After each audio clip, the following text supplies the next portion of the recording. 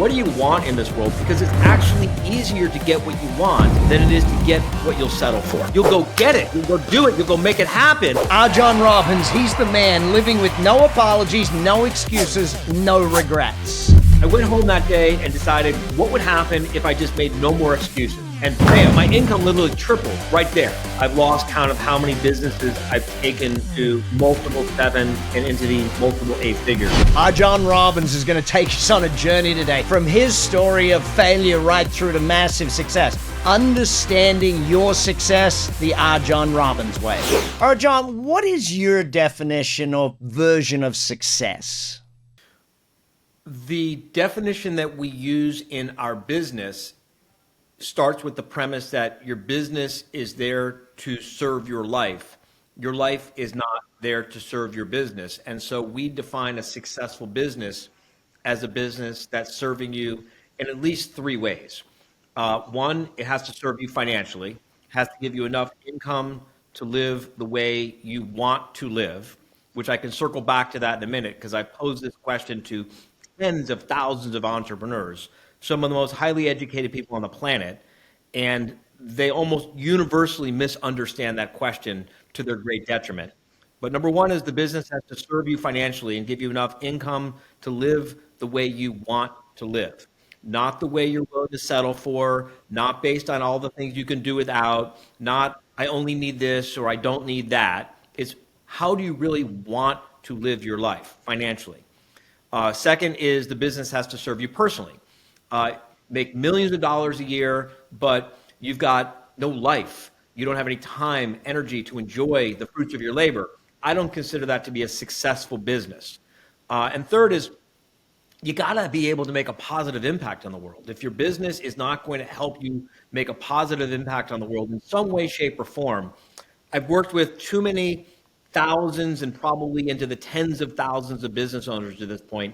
I know from experience that if your business isn't serving you in at least these 3 ways, it's just not gonna work for you. And so that's where our definition of a successful business comes from.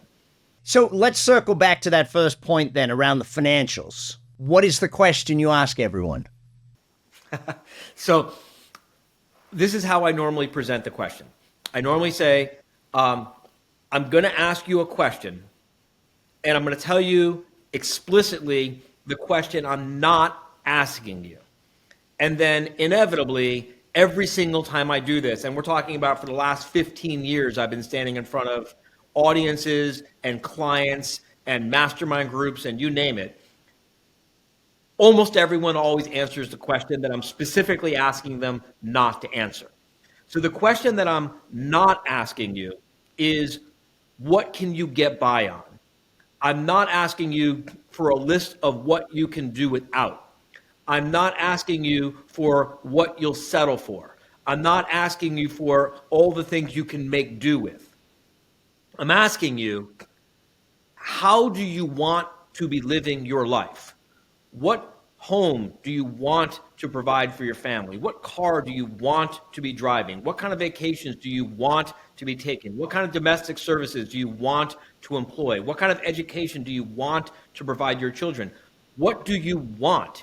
Because the way you make a profit and the way you make money in this world is by adding value to people's lives. And so if I want to live in a home that costs $5 million versus I want to live in a home that costs $500,000, I have to help 10 times more people. I have to create 10 times more value in this world to afford the $5 million home versus if I'm just willing to settle for living in the $500,000 home. So it's really about focusing on what do you want in this world, because it's actually easier to get what you want than it is to get what you'll settle for.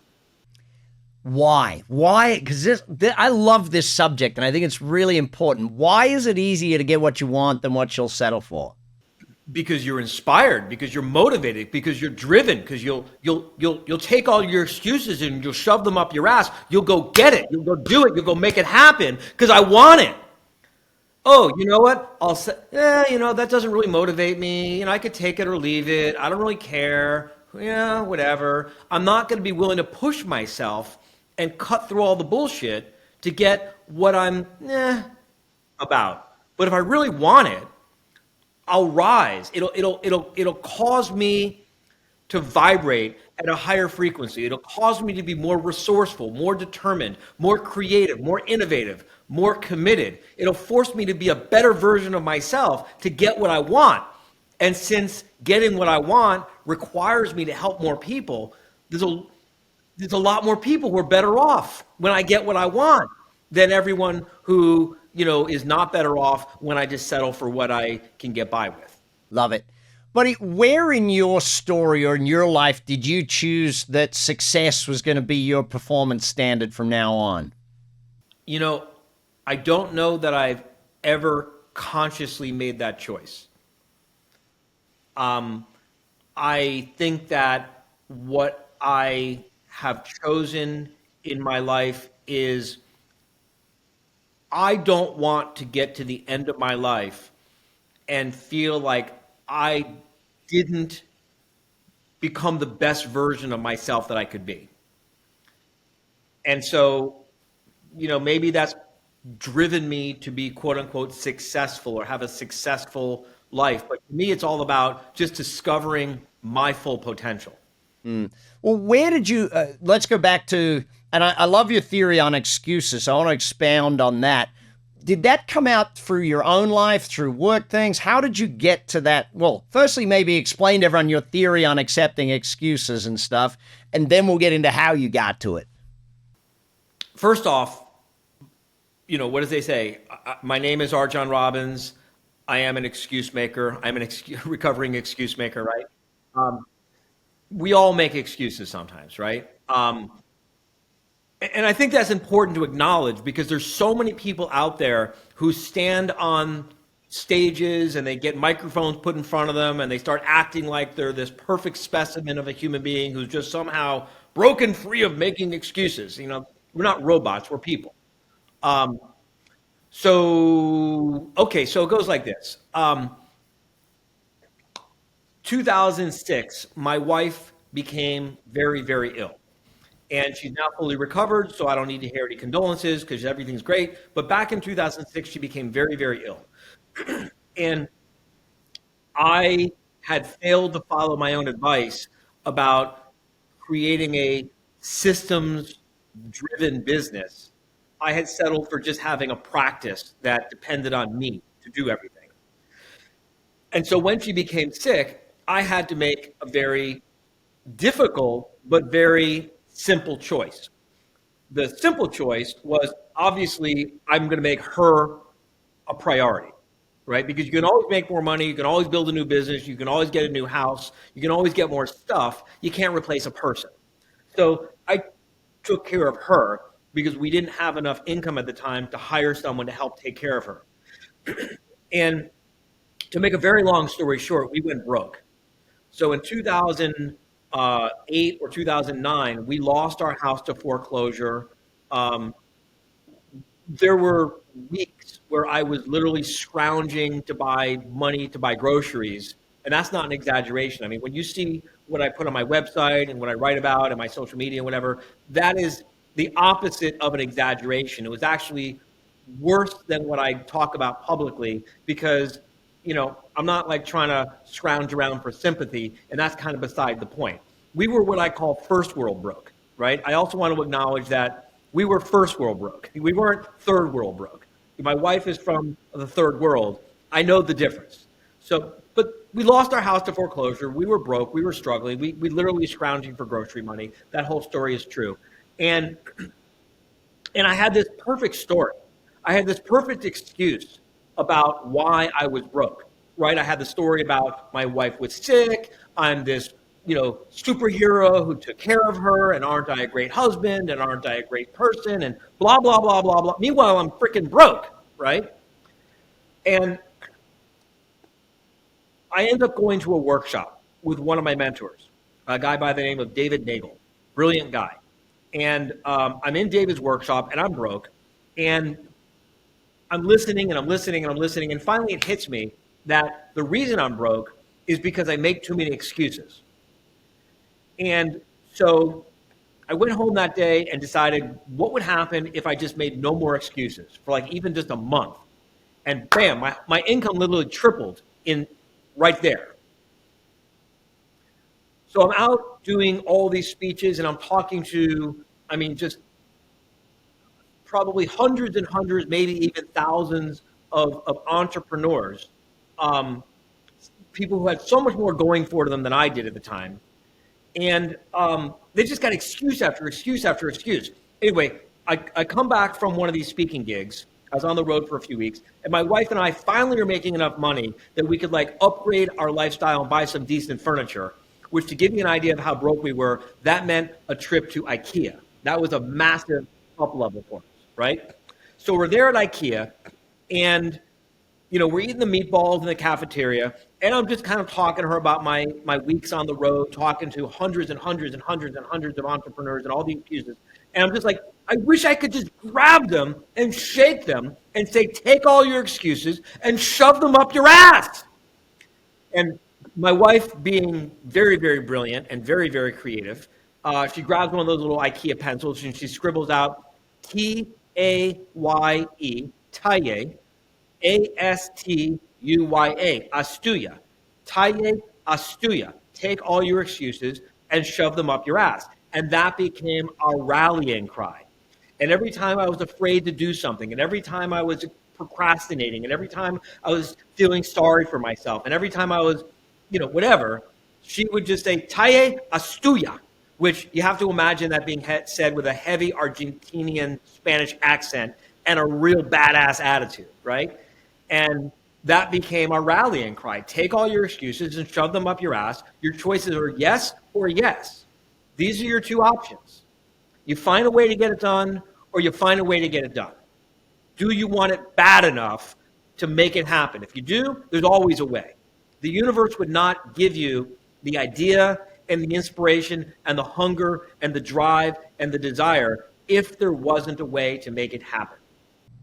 I just love, every time you tell that story, I just think, yep, I can just feel myself in that moment, and I can feel it, that it just is that thing. So what about excuses for others and from others? What do you mean by excuses for others and from others? I'll use me as an example. I have at times in business accepted other people's excuses, allowed them to give me excuses, allowed them to underperform. And something you said one time, RJon, was... So you lied to them? Yeah. You lied to them? Yes. That's what it is. When you accept an excuse from someone, when you recognize that someone's giving you an excuse and you accept it, you're lying to them. You are misleading them. You are leading them to the incorrect conclusion that what they're saying makes sense, that what they're saying is acceptable, that what they're saying meets your standards. That's what happens when you accept an excuse from someone. That word there is important. I want you to expand on that it meets your standards. When you said that, the first time I heard it, it was like, oh, it was like stabbed through the heart. Yeah, I'm lowering my standards to their excuses. Goals are what we aspire to. Standards are what we tolerate, right? So if you have a goal of, X, and you tolerate Y lower than X, then that is in fact what your standard is. Look at the lowest thing you tolerate in any area of your life, and that is in fact what your standards are. Look, your home. I am assuming your home is clean and well kept. There are people whose homes are a disgusting pigsty. Yes. Right? The person whose home is a disgusting pigsty has lower standards of cleanliness and orderliness than you or me, right? And your standards might be higher than mine, right? Maybe I'm willing to walk past my closet and my clothes aren't all folded and put away perfect, and you are not willing to do that, so you'll stop and fold your clothes and put them away. I don't know. I've never seen your closet. But the point I'm trying to make is the lowest thing you tolerate in your life, in any area of your life, as painful and excruciating and annoying and frustrating as it may be, that is a reflection of your standards in that area of your life. And so when you tolerate some bullshit from someone, when you tolerate an excuse from someone, you are demonstrating what your real standards actually are. Is it as easy as just saying I need to move to not accept excuses, or is there a process to getting yourself across that line? So Brad, I don't know about you, but I don't like to eat saliva from strangers. Do you? No. No, neither do I, right? Which is why I don't call the server at the restaurant on their excuses, because I don't want them to spit in my food, right? I don't call the crazy person on the street on their bullshit because I don't want to get beat up, right? This is why I'm saying this idea that like people are supposed to be perfect and you never tolerate anything from anyone and blah, blah, blah, blah, blah, blah, blah. It's unrealistic, right? In reality, we have to navigate a challenging world filled with challenging people, many of whom we're not really that committed to or necessarily interested in their full potential, right? And so it's easier to just let someone get away with an excuse, because what am I going to do? Challenge the server on their excuse? This is a person I'm never going to see again in my life. They don't work for me. They're not related to me. They're not my friend. I'm never going to see them again in my life. I don't need to go challenging everyone, because it makes life difficult. Challenge the people you care enough about to hold them to standards. Well, hey there, and thanks for listening. I've noticed that 78% of you are brand new, which means you haven't hit the subscribe button yet. By subscribing, you help us bring on even better guests, better quality content, and serve you better with even more podcasts. So please hit that subscribe button. It only takes a second. It makes a huge difference. If you support us, we're going to support your success and help you achieve big success together. Buddy, you pointed out something also about the need to be right, and how often we can kill our business by our need to be right. Where did you learn that, and how does that, and maybe teach it so everyone else understands it, please? Right. So first, I gotta acknowledge that I learned that from David Nagel, who learned that from Bob Proctor, who learned that from whoever taught it to him. Right. I didn't make this up myself. I'm the kind of person, I like to give credit. You know, it's frustrating when people don't give credit. Anyway, so where did I learn this from? I'm sorry, what is it? What is the need to be right? Well, you want me to do a little experiment and give you a taste of it? Love it.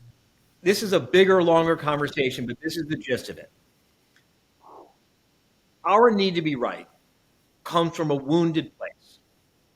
It typically is a defensive, protective mechanism designed to protect us from pain, from fear, from insecurity, right?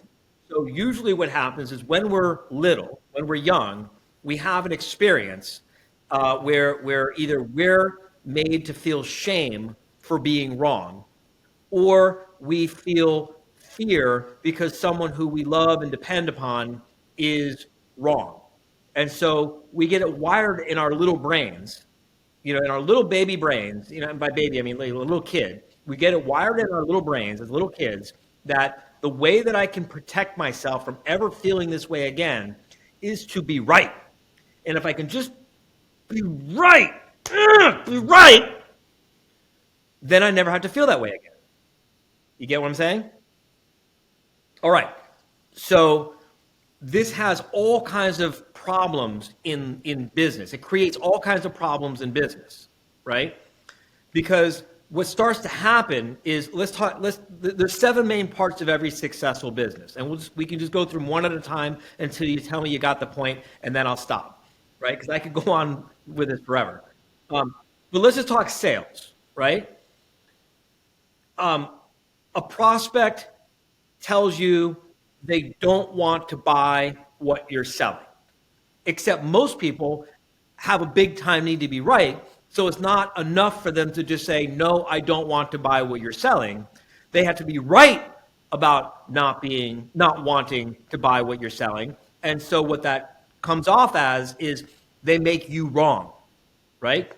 You're wrong for thinking I should buy this. You're wrong for thinking I should be willing to pay that price. You're wrong for thinking I need this. You're wrong for thinking this is a good product or a good service. Because I need to be right about not wanting it. Now, if you also have an unchecked need to be right, this is what sales is like, right? Who can overcome the other one, right? Because now you're going to make the prospect wrong for not wanting to buy it. And you're going to make them wrong for not wanting to pay it. And it just becomes a battle. All right. Now let's talk about how this shows up in staffing all the time. I have over 100 full-time employees in just one of my companies. If I needed to be right, I mean, I would go around making everyone wrong. You know, you're wrong for making that mistake, as opposed to you're human for making that mistake. And who's to say it's even a mistake? Maybe you just found a new way of doing things that's better than the way I thought you should do it. But if you got to need to be right, then you're never going to be willing to consider the possibility that there's a better way to do things than what you figured out. If you got a big time need to be right, you're never going to be willing to just hear the objections or the questions or the concerns that another person is telling you, you know, when they're explaining themselves. If you got a big time need to be right, you know, you're gonna just be fighting all these little skirmishes that don't matter. All right, so I said I would do a little experiment. Ready? All right, we're doing an experiment. It does not matter. There are no consequences whatsoever to this exercise. You clear about this? Got it. We're clear about this. All right? Now, I want you to just let me be right about what I'm about to say. Okay? What's going to happen, probably, if you're anything like the thousands of people I've done this exercise with, one by one by one by one, almost everyone has the same reaction. Almost everyone has the same experience. It's going to be a subtle little tickle inside of you that you might not be able to name, but you'll feel it. You'll recognize it. You ready? Got it. You see this marker? Uh-huh. This marker is green. Can you agree with me? Can you just let me be right? This marker is green. Sure, RJon, you're correct. You see, you can't even say it with a straight face. I know. It's like when I'm watching you teach about that stuff, I'm thinking, yeah, my daughter does that. Wonder where she learned that from. She does what? Being right, the whole thing. It's like, yeah. We teach it to our kids, right? So the idea is to let go of the need to be right? And this isn't a mind trick. This isn't like I know what's real, and so I don't have to fight over it. It's like literally like a Zen place where you literally just let go. It just doesn't matter. Yeah, I throw the words in my own vocabulary of isn't that interesting, because I go back to Buckminster Fuller taught us the world lives in threes, up, down, middle, black, white, gray. So it's impossible for there to be right, wrong if you understand the world lives in threes. So a whole different thing. I want to touch on something that, when you look at, one of the things that you do great is you teach the marketing side of any business, and you talk about the systemic approach to marketing. Firstly, why a systemic approach to marketing? I think that's an important distinction that people could benefit from. There's two kinds of organizations, right? Let's back up and say I made reference to this. There's 7 main parts of every successful business. There's also 7 main parts of every unsuccessful business. The 7 main parts are marketing, sales, production, people, physical plant, financial controls, and you, the owner of the firm, all of which should be in service of your financial goals, your personal goals, and your professional goals. 7 main parts.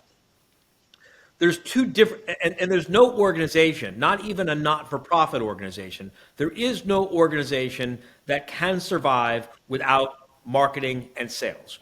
Every organization depends on marketing and sales. Even if it's an organization within another company, you still have to market and sell it to the other departments or the board of directors or the donors or whoever. There's always marketing and sales going on. Now, there's two different kinds of organizations. One organization, which these are the fun organizations. These are the exciting organizations. These are the superhero, look at me organizations. Those are the sales-driven organizations, right? This is where people are lauded for their heroics to be able to close the sale and overcome the objection and go to great lengths and do all these amazing heroic stuff. The other kind of organizations are less exciting, not a lot of room for heroism.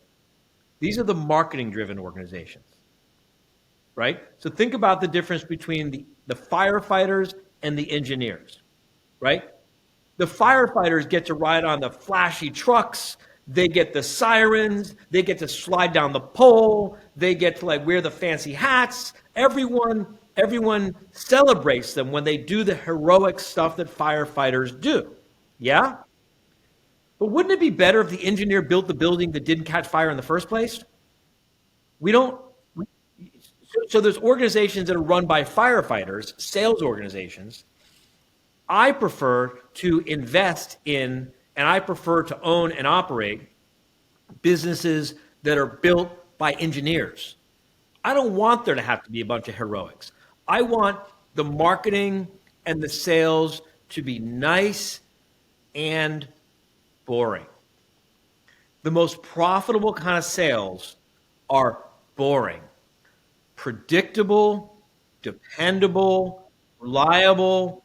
I can project my revenue 12, 18 months in advance because I know exactly how it's going to go. I want the marketing to attract all the right people. I want the marketing to repel and protect me and protect my staff and demonstrate some respect for the wrong kinds of prospects. I want the marketing to pre-educate the prospect before they get to my sales team.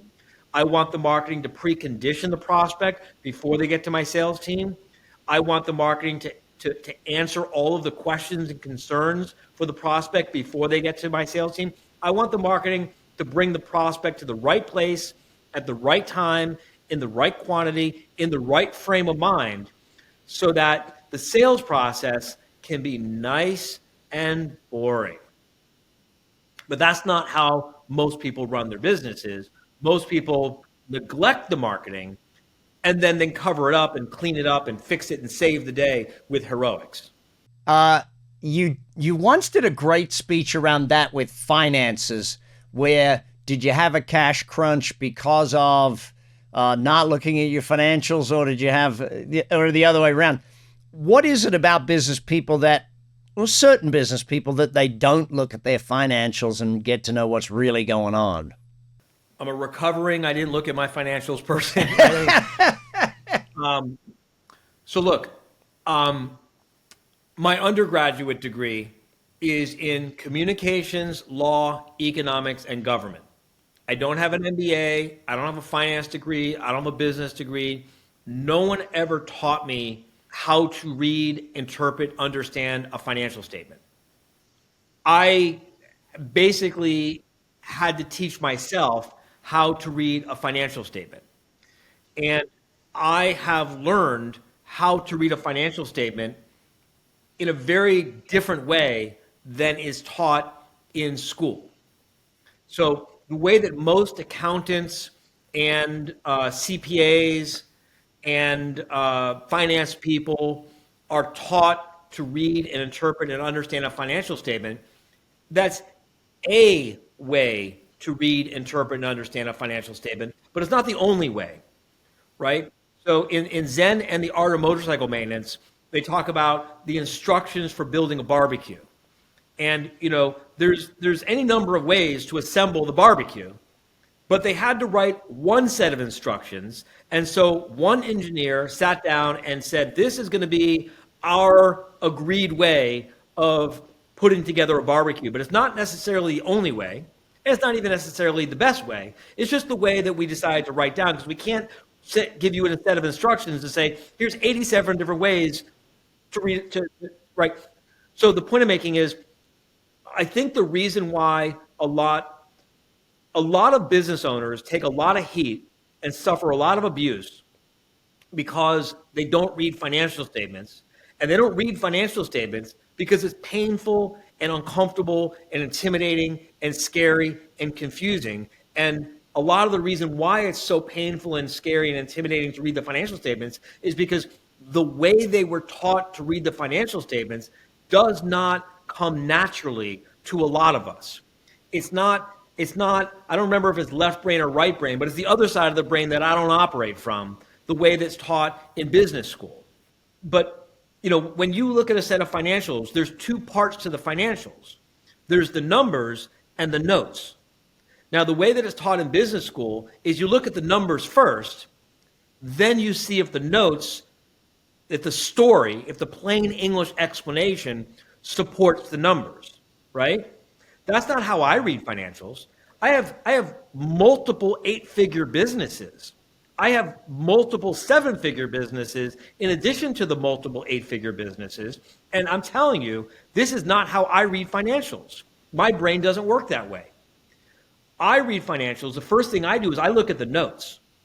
I read the notes. What are the notes for the first line item? Do I understand the logic? Do I understand the premise? Do I understand the concept behind this number? And then I go, if the notes all make sense to me, then I look at the numbers to see if the numbers support the notes.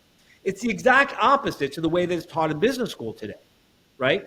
And I think a lot of entrepreneurs, we tend to be the creative types.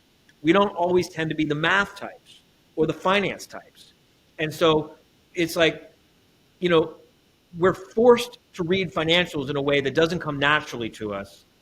And so we never understand it. It never feels comfortable. It's always scary. It's always uncomfortable. And we avoid it. And it's not just because they're stupid and reckless and irresponsible. It's too easy to write off brilliant, creative, amazing people by being stupid or irresponsible or immature. The reality is, I think that the way that it's taught today is just not right for us. There's a better way to learn. Yeah. I think that, getting the courage to be a financial reader is important for every business owner.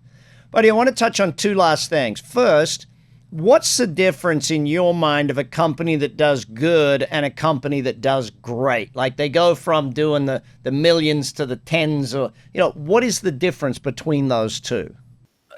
I'll just speak for myself, and I've lost count of how many businesses I've taken to multiple 7 and into the multiple 8 figures. And so it's admittedly a finite universe of experience that I speak from, but it is my experience. And I find that what it takes to go from the good to the great is failure. You're working on making it good. You're working on making it better. You're working on making it good. You're working on making it better. And it just breaks. It just falls apart. And usually you're working really, really hard to keep it all together. And if you'll just step back and say, you know what? What if I wasn't so committed to making this work this way? Goes back to the need to be right. What if I was open to it working in a completely different way? And that is usually what I find makes the quantum leap from not a 7-figure business to a multi-7-figure business. And then it tends to happen again when you break into the 8 and multi-8 figures.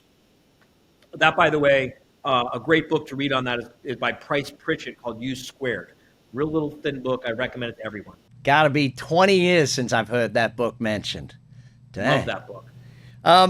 Last thing. What is the best piece of advice you ever got, or the best quote you ever had on the subject of success? The Peggy Lee song, Is That All There Is? I remember my dad used to play that song, yes. Is that all there is to failure? Is that all there is to a foreclosure? Is that all there is to falling on your face. And on the flip side, is that all there is to having $1 million of personal income? Is that all there is to having multiple $1 million of personal income? Because I'll tell you, my son is entirely unimpressed with all of my financial success. My dog does not care about all of my financial success. The things that really matter, listen, having more financial resources makes the most important things in your life easier. But it doesn't make the most important things in your life the most important things in your life. And that's what I would say is that all there is? Is that all there is to failure? Is that all there is to success? Because, if that's all there is, come on, Ben, I'll keep dancing. Cue it. RJon Robbins, follow, learn, listen, study. We'll be back on the Big Success Podcast next week with more for your success. You've been listening to the Big Success Podcast with the #1 business coach in the world, Brad Sugars. To learn more about how to achieve business and personal success, as well as how to level up or listen to past episodes, visit www.bradsugars.com.